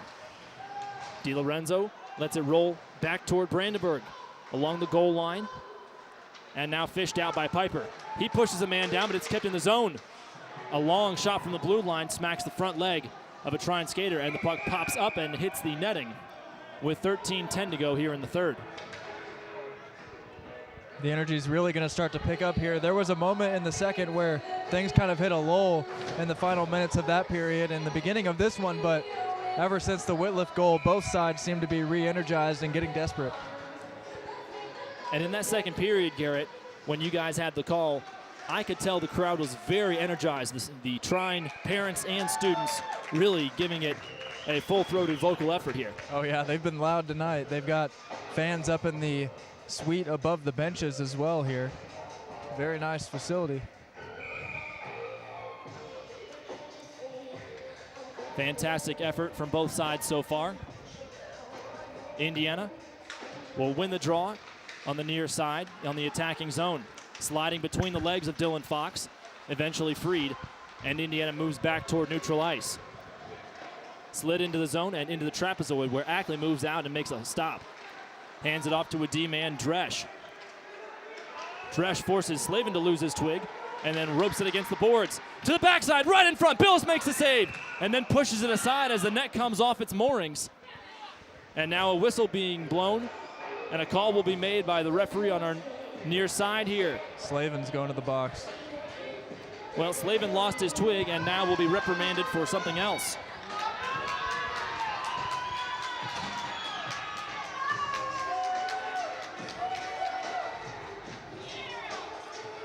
It's been a titanic struggle for both sides on a power play, and right now Trine another power play.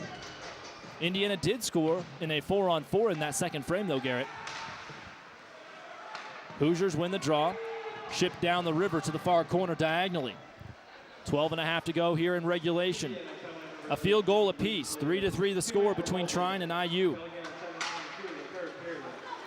Flung the width of the neutral zone, carried into the attacking side. Bradley works the goal line, now finds some soft space on the near side of the play. Feeding along the blue line, that's Ryder. His shot goes short.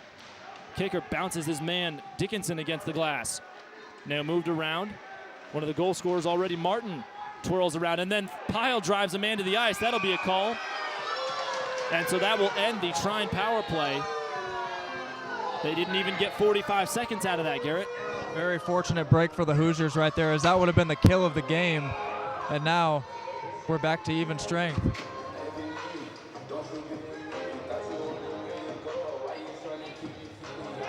.56 to go here in the third, under a dozen minutes to play.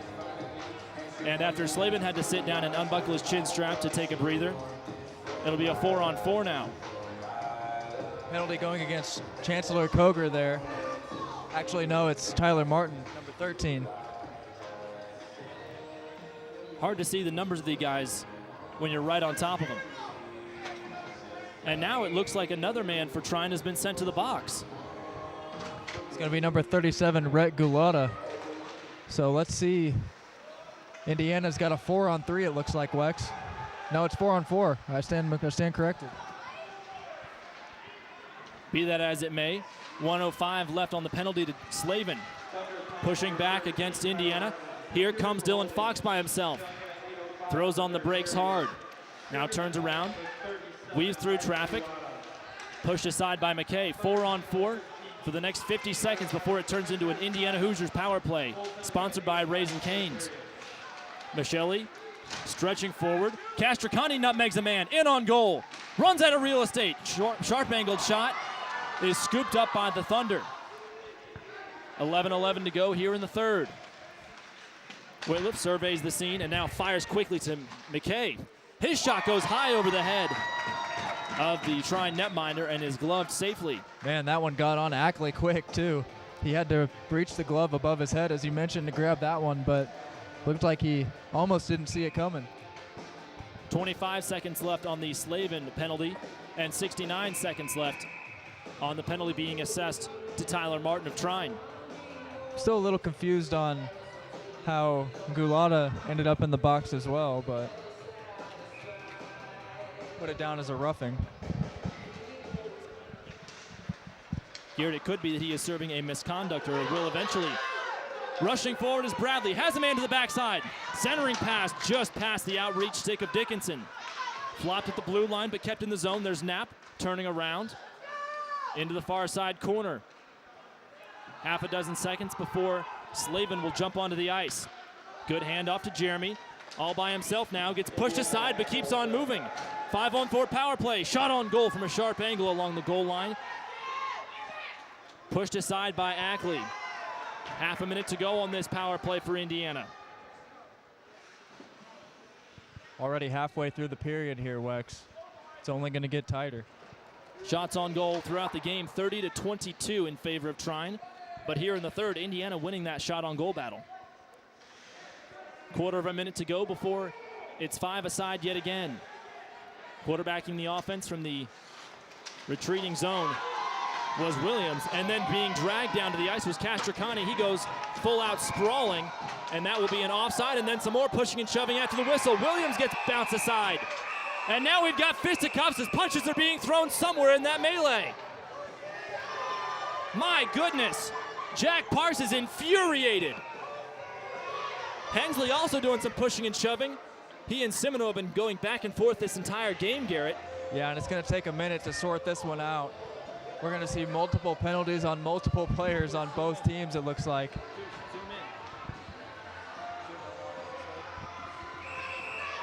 Now Simino still having some words, this time with Chancellor Koger. Koger gets pushed aside by the linesman, who's still trying to break things up. So we are past the halfway point in this final frame of regulation. Still nothing separating these two teams. Well, Austin Williams has skated to the bench, Wex. If anybody was going to the box, I would think he would be, along with some others. And now he's coming back out, it looks like. Referees are still having a word here with a Trine skater. That does look like Noah Hensley. And as he is being explained the situation and read the riot act, he'll head to the box, as will Austin Williams after trying to pull a little Harry Houdini snafu and sneak away into the shadows. So 1 second remaining on the penalty, still up against Tyler Martin. And we anticipate that he will be sitting down a little bit longer than that. Someone else coming in his place, that's Rhett Gulata. And now the herd of Zebras are discussing with Tom McDonald as well as Dylan Fox, the captain for Trine.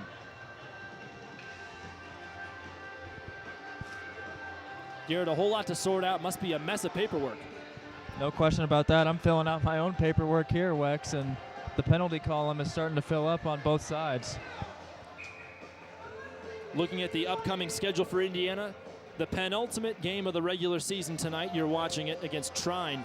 Tomorrow evening at 7 p.m. or just thereabout, Indiana Tech and Indiana for the first time in school history. Indiana Tech, another one of Indiana's opponents with goals of getting to nationals.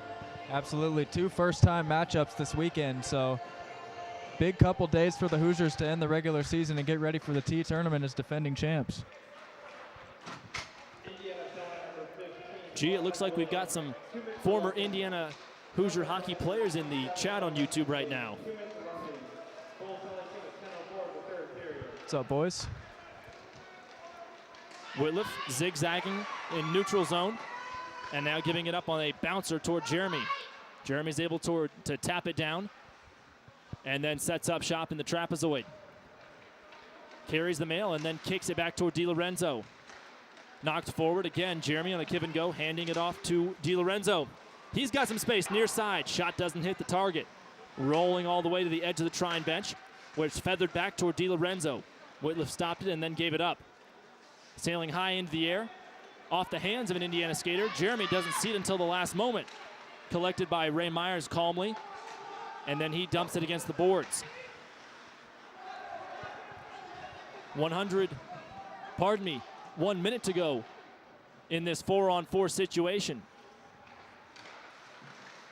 Castricani sidesteps a hit. 2-on-1 rush, has Whitliff to the backside. Doesn't get a shot or a pass off and is completely held useless. Now toward Warner, backside. His shot gets kicked away by Lejac. McDonald decides to retreat and fling it over toward Castricani. Bounces against the Indiana bench. Half a minute to go before it's 5-a-side yet again. 8:22 to go. Still 3-3 the score. Indiana with the most recent goal. Knocked aside. In on goal. Shot, score! Braden Piper, the freshman, breaks the deadlock at 8:13 to go. A bottle rocket that goes top shelf over Billis on a breakaway. 4-3, the Thunder on top.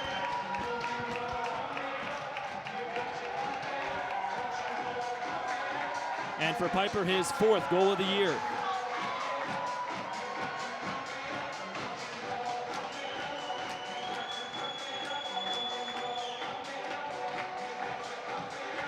Garrett, I did it again. I jinxed it, didn't I? Yep, it struck once again. Indiana got their work cut out for them now. I would say I'll keep my mouth shut, but it's a little bit hard to do that while doing the play-by-play broadcast. 5 seconds or so before this turns into a 5-on-5. 8 minutes even to play in regulation. Indiana now trailing a goal. Piper, who just scored a goal, toe picks at center ice and then is back up onto his edges. Indiana penalty box door gets closed as players were converging in front of it. Chambers gets put in a headlock and forces a man to lose his stick.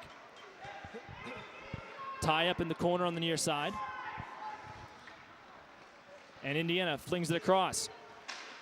Punched back into the attacking zone for Trine as they get a quick change. McKay trying to sidestep and then gets run into the boards. After a weird sequence, looked like he was hooked at the hip. Now a 3-on-1 rush. Kicker to the backside. Semino shoots and scores! The sixth god ties things up with 7:19 to go. What a goal from Aiden Semino to put things back even. A beautiful feat on a 3-on-1 rush. Kicker in on goal gets the primary helper. And Garrett, after some sloppy passes on occasion last weekend, it seems like Indiana is starting to snap it around. Absolutely, and Kicker played that beautifully. He waited until the last moment, made a backhand pass to Sim, and he put it away top shelf over the shoulder. More nursery rhymes fill the air as Indiana wins the ensuing faceoff. Played forward, chipped into the zone, and it wobbles over toward Ackley. As again, everybody magnates toward the cage following that whistle. 7:10 to go here in the third. 4-4 the score. Trine and Indiana.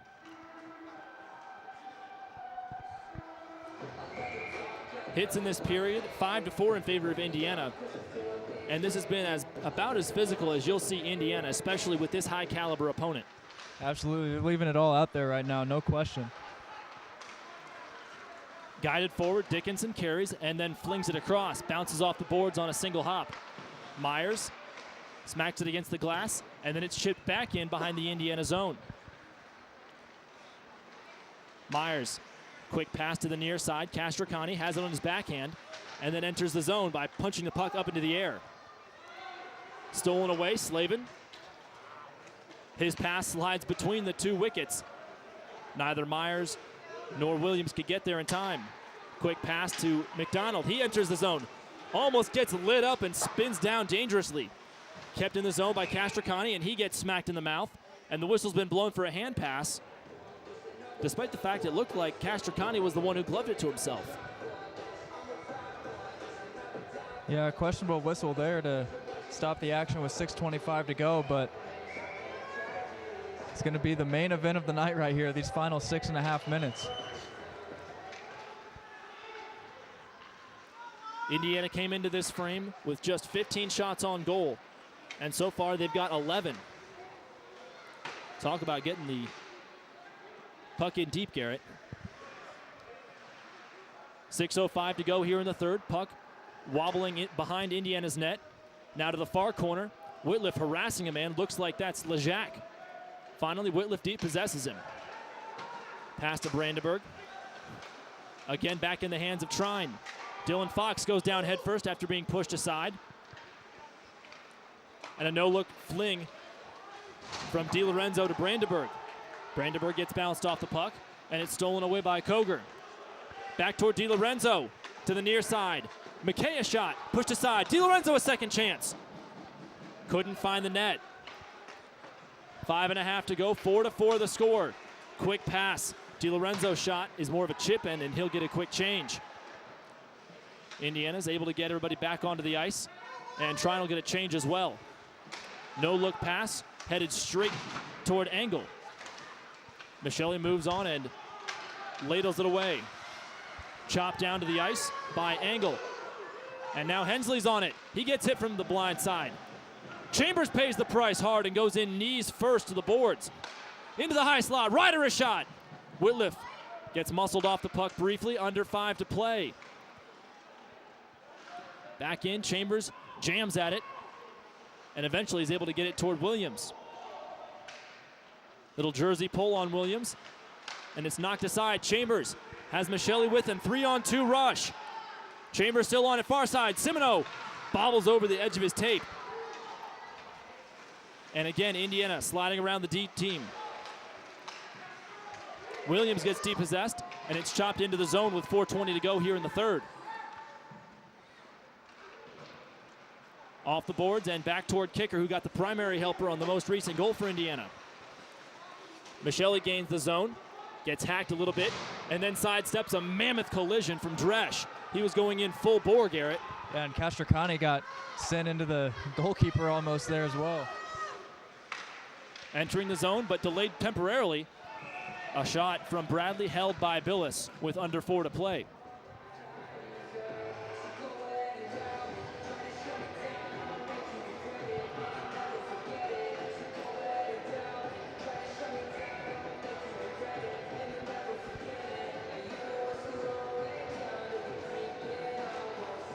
Face off to the stick side of netminder Billis for Indiana. Rolls along the edge of the boards into the near side corner. Tom McDonald pushes the man from behind.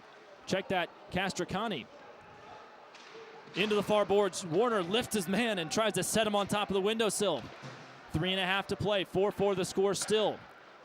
Redirected over towards Slavin. He can't hold on. And then Hawkins pushes a man right off away from the puck. Still more physical play. Slavin finds himself with some daylight. By himself, one Trine man toe pick. Slavin in on goal, shoots and scores! Slavin breaks the deadlock. 5-4 the score with 3 and change to go. And that was all set up when the defender fell down. Wex, you mentioned he toe picked right there, almost took out one of his own teammates, and Slavin goes weak side and puts it away. A beauty for the Indiana boys. And just like that, back-to-back goals for Indiana to reclaim the lead.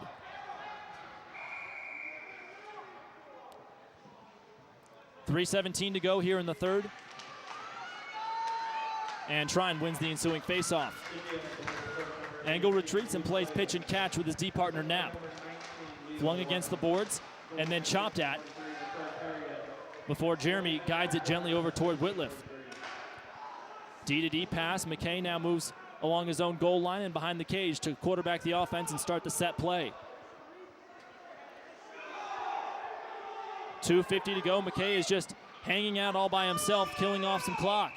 And now the whistle's been blown as the puck stopped moving briefly while McKay was sitting back there. Yeah, the net came off as the Trine player was skating around.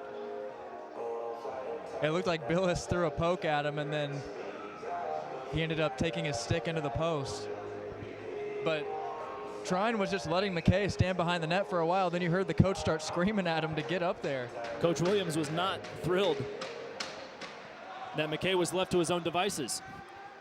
Puck goes into the end zone, and DiLorenzo goes in hard, chasing after it with Koger. Sharp angled shot, wobbles off the side of the twine. Into the far side corner, lifted along, but barehanded by Whitliff. His shot right in, deflects up into the netting and makes it shake a little bit with 2:28 to go here in the third. Well, it's officially crunch time. Fortunately for Indiana, they're going into it with a 1-goal lead. But still, a mistake can prove very costly in the long run. They got to buckle down here. Still no overtime games for the Hoosiers this season, too, which is kind of crazy to think about. We've made it this far.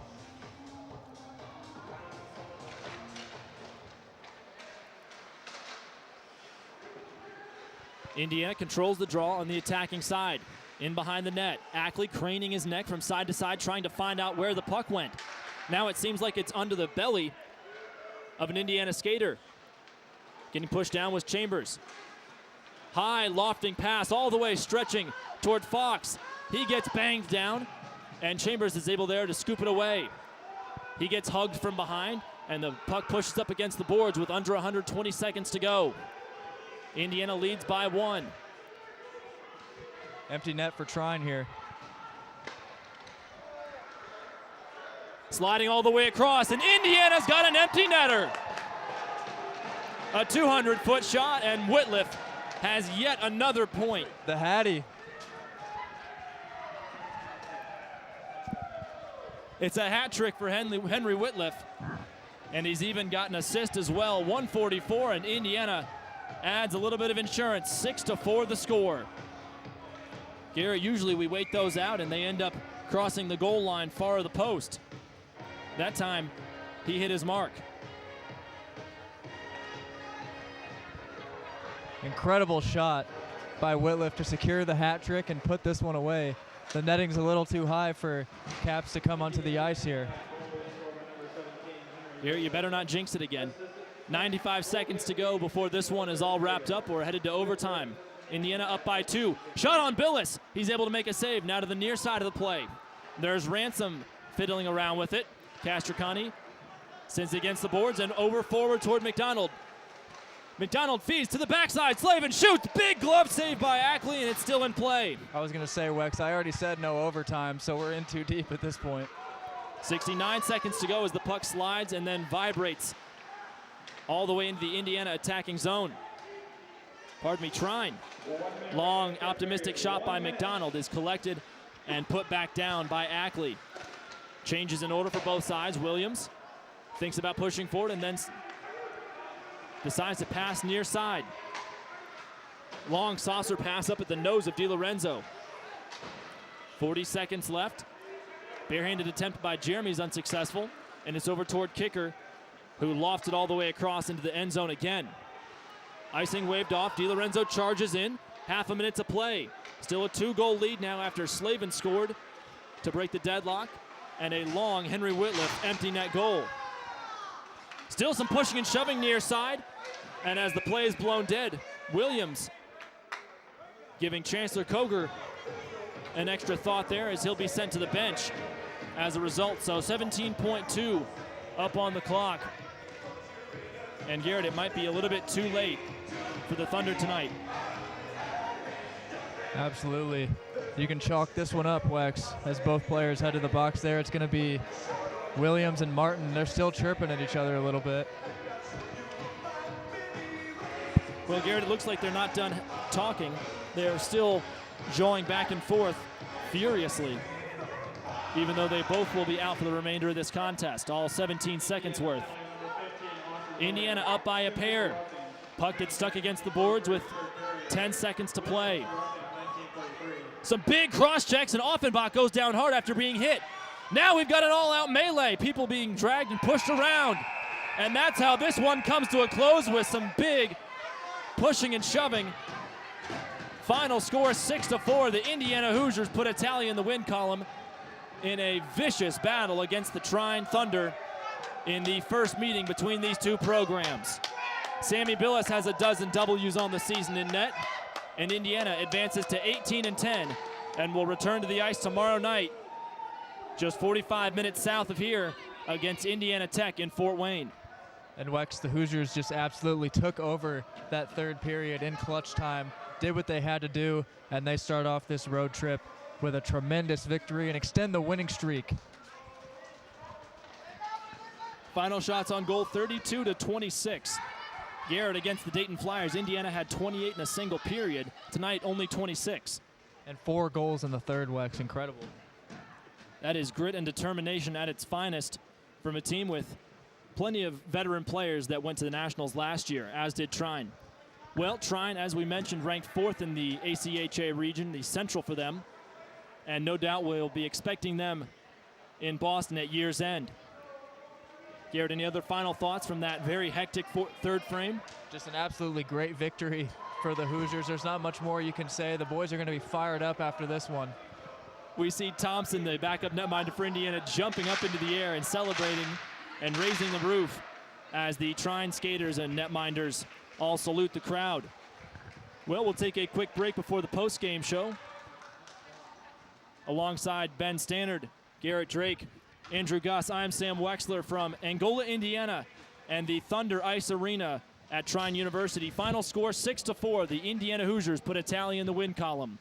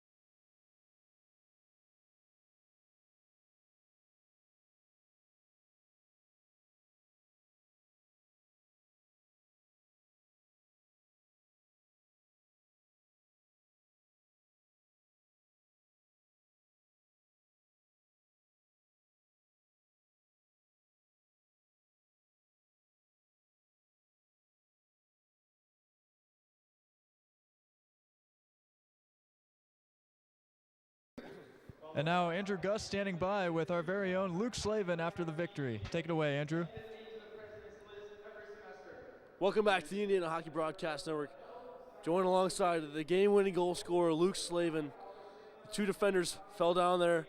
You took the puck wide, came across, right into the top of the circle. You drove in. Talk us through what happened from there.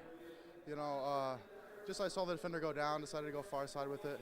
It's a good win all around, and we got to keep it going for tomorrow. I mean, you guys did a great job playing that game. Number 8 ranked team here. That's a really good quality team right there. That's a kind of team you're going to see going to nationals. That's great competition going in the end of the week and the end of the season. So next weekend's the T playoffs. What's it mean to be playing a team like that with that kind of caliber this late in the season? You know, it just gives us confidence. We got to keep going, and you know, we got to get ready for the T. There's a bunch of good teams that are high ranked in the T, so we just got to come with the same energy. Got Andy Tech tomorrow at 7 o'clock. We're hoping to find a win tomorrow and bring it home and hopefully see you at the T next weekend. So remember, you've been watching Indiana Hockey here on the Indiana Hockey Broadcast Network. We thank Luke Slavin, the game-winning goal scorer, for his time.